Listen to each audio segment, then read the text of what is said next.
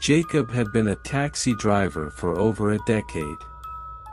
He prided himself on being able to read people, sensing their intentions within moments of them getting into his cab. But that night, something felt off. It was late, around 2 a.m., when he decided to take one last fare before heading home. The streets were eerily empty, and a dense fog had rolled in, reducing visibility to almost nothing. As he drove through the quiet city, he spotted a lone figure standing on the corner, hand raised for a ride. Jacob hesitated for a moment but then pulled over. The man was tall and thin, wearing an old-fashioned suit that looked like it belonged in the 1920s. His face was pale, almost ghostly, and his eyes were dark and unsettling. "Where to?" Jacob asked, trying to keep his voice steady. "Riverside Cemetery," the man replied in a low, gravelly voice. Jacob's heart skipped a beat. The cemetery was on the outskirts of town, and he had heard stories about strange occurrences there. But business was business, and he needed the fare. He nodded and started driving. The man sat in silence, staring out the window as the city lights faded into the fog. Jacob felt a chill run down his spine, but he kept his focus on the road. As they approached the cemetery, the atmosphere grew even more oppressive. The fog thickened, and the temperature seemed to drop several degrees. "We're here," Jacob said, his voice barely a whisper. The man nodded and handed Jacob a crumpled bill. "Keep the change," he said, his tone more menacing than polite. Jacob watched as the man got out and disappeared into the fog. He shivered and decided to leave quickly. As he turned the car around, he noticed something strange in the rearview mirror. The back seat, where the man had been sitting, was wet. It looked like someone had spilled water all over it. Confused, Jacob pulled over and got out to inspect the seat. To his horror, he found it wasn't water. The seat was soaked with blood. Panic set in, and he frantically searched the car for any signs of what had happened. There were no cuts, no wounds, nothing to explain the blood. Trembling, he got back in the car and drove home as fast as he could. That night, Jacob couldn't sleep. He kept replaying the events in his mind, trying to make sense of it. The next day, he decided to clean the car thoroughly.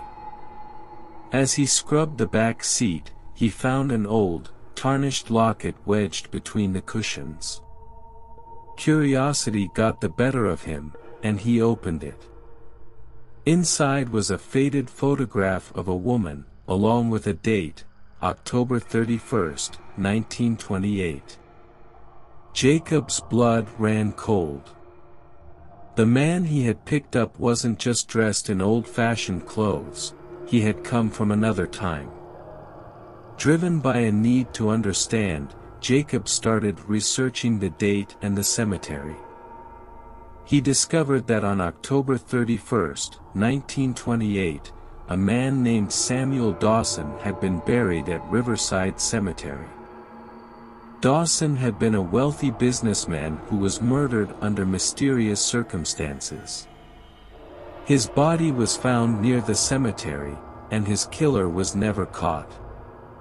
Jacob felt a chill as he realized he had given a ride to the ghost of Samuel Dawson.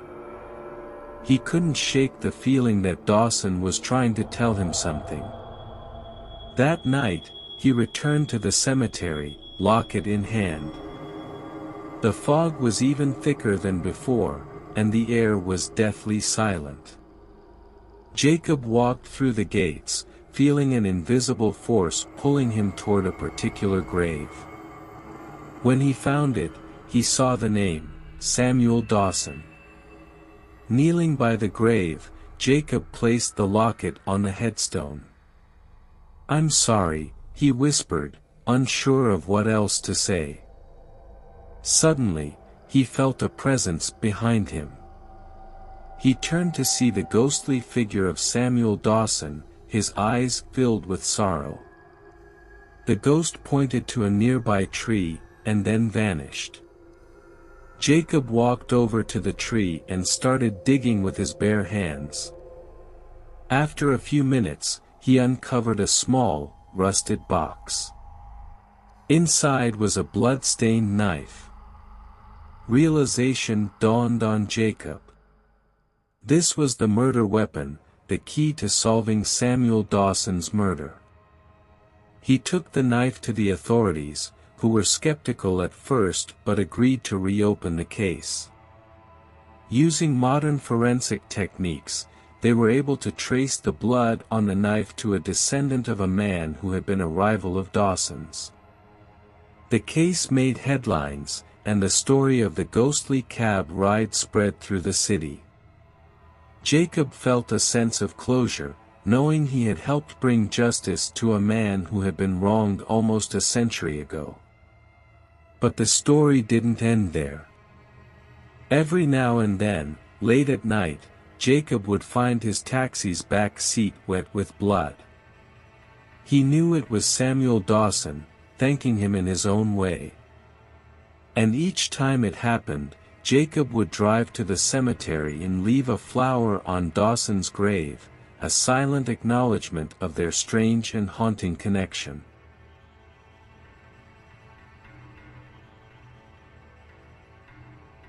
It was a cold, dreary night in the city of Blackwood.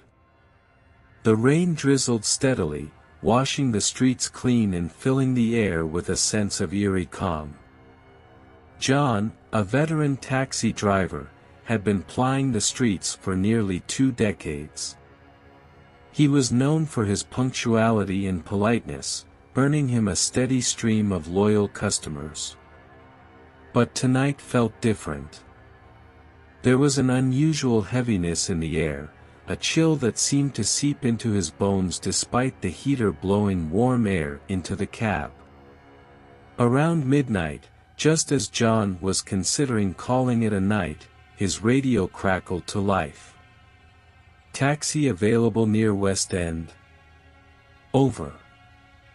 John sighed, picked up the receiver, and responded, "This is Taxi 45. I'm on West End." "What's the address?" "Elm Street, number 13. "It's an urgent one," the dispatcher replied. Elm Street. The name sent a shiver down John's spine. It was an old, run-down part of town, notorious for its abandoned buildings and eerie atmosphere. Reluctantly, John made a U-turn and headed towards Elm Street. The rain had intensified, and visibility was poor. The streets were deserted, with only the occasional flicker of a streetlight to guide him. As he turned onto Elm Street, he couldn't shake the feeling of being watched. The buildings loomed over him, their dark windows like empty eye sockets. John pulled up to number 13, a dilapidated house that looked like it hadn't seen a living soul in years. He honked the horn and waited, but no one appeared. After a few minutes, just as he was about to drive off, a figure emerged from the shadows. The passenger was a young woman, drenched from head to toe. She had long, tangled hair and wore a tattered dress that clung to her slender frame. She opened the door and slid into the back seat without a word. "Where to, miss?" John asked, trying to keep his voice steady. "Just drive," she replied, her voice barely above a whisper. John glanced at her in the rearview mirror, but her face was obscured by her hair. He hesitated for a moment, then put the car in gear and drove off. The silence in the cab was palpable, broken only by the sound of the rain beating against the windows. After a few blocks, John tried to make small talk. "Rough night, huh?" The woman didn't respond. Instead, she stared out the window, her eyes seemingly fixed on something in the distance. John decided it was best to focus on the road. As they drove through the winding streets of Blackwood, John couldn't shake the feeling that something was terribly wrong. The woman's presence was unsettling, and the air inside the cab felt thick and oppressive. He glanced at the meter and realized they had been driving for nearly an hour without any clear destination. "Miss, I need to know where you're going," John said, trying to keep his voice calm. "Keep driving," she replied, her voice now tinged with a strange urgency. John's patience was wearing thin. He pulled over to the side of the road and turned to face her. "Look, I need to know where you want to go, or I'll have to let you out here." The woman finally looked up, and John's blood ran cold. Her eyes were hollow, and her skin was deathly pale. "You have to take me back," she said, her voice echoing in his ears. "Back where?" John asked, his heart pounding in his chest. "Back to Elm Street. Number 13, she whispered. John's mind raced. He had picked her up from there. Why would she want to go back? He considered calling the police, but something in her eyes told him that wasn't an option. Reluctantly, John turned the cab around and headed back to Elm Street. The rain had slowed to a drizzle, and the streets were eerily quiet. As they approached number 13, the woman's breathing grew ragged. "We're here," John said, pulling up to the curb. The woman didn't move. She simply stared at the house, her eyes filled with a mixture of fear and sorrow. "Thank you," she whispered, before opening the door and stepping out into the night. John watched as she walked towards the house, her figure gradually disappearing into the shadows. He waited for a few minutes, half expecting her to return, but she didn't. With a deep sigh, he drove off, eager to put the night behind him.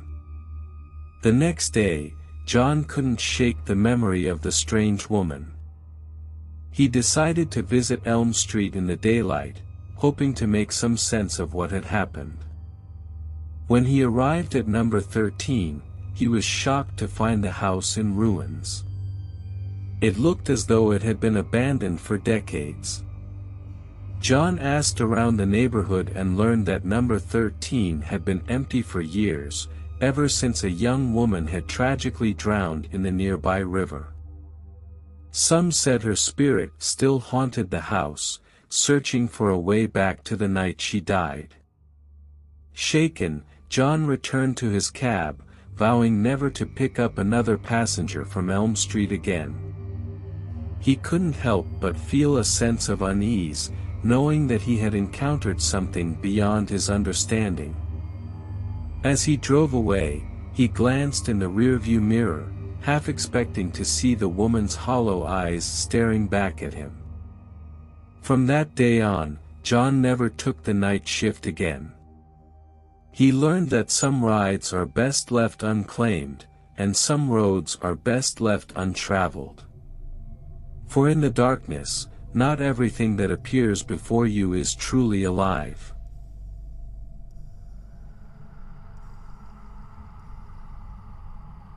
Jack Thornton had been driving his taxi through the winding streets of Boston for nearly 2 decades.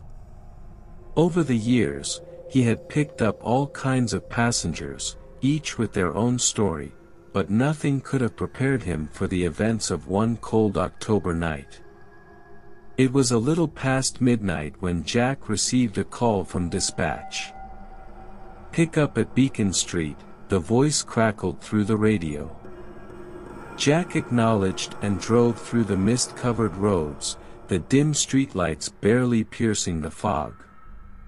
When he arrived at the address, he saw a young woman standing alone under a street lamp. She was dressed in a simple white dress that seemed out of place for the chilly night. Her long dark hair framed a pale, almost ethereal face. Jack rolled down his window and called out, "Need a ride?" The woman nodded silently and got into the back seat. Jack glanced at her in the rearview mirror. Her eyes were vacant, staring out into the darkness. "Where to?" Jack asked, trying to sound cheerful. "Greenwood Cemetery," she replied, her voice barely above a whisper. Jack hesitated. The cemetery was on the outskirts of town, a place people rarely visited, especially at this hour. But a fair was a fair, and he needed the money. He nodded and started the meter, driving off into the night. The journey was silent. Jack tried making small talk, but the woman remained quiet, her gaze fixed on the passing scenery. As they left the city behind, the roads became narrower and more desolate.